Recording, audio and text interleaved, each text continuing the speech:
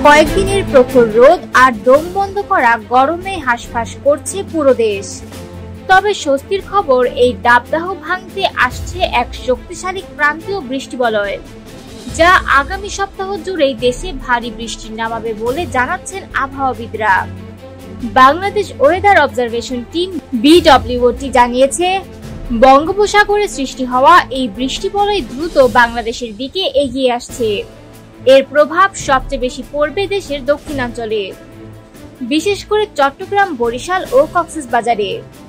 পূর্বাভাস অনুযায়ী এই বৃষ্টিবলয় 24 থেকে 30 অক্টোবর পর্যন্ত সক্রিয় থাকতে পারে, অর্থাৎ বুধবার থেকেই দেশের তাপমাত্রা কমতে শুরু করবে আর বৃহস্পতিবার থেকে বাড়বে বৃষ্টির প্রবণতা।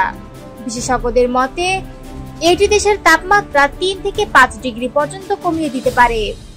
আবহাওয়া অধিদপ্তর জানাচ্ছে, বর্তমানে মৌসুমের স্বাভাবিক লঘুচাপ দক্ষিণ বঙ্গোপসাগরে অবস্থান করছে, যার বর্ধিতাংশ পৌঁছে গেছে উত্তর বঙ্গোপসাগর পর্যন্ত।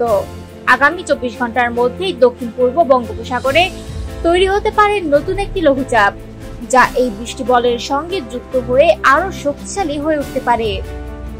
তবে স্বস্তির পাশাপাশি সতর্কতাও দিচ্ছেন বিশেষজ্ঞরা, কারণ টানা কয়েকদিনের ভারী বর্ষণে দেশের নিম্নাঞ্চলে তৈরি হতে পারে জলাবদ্ধতা।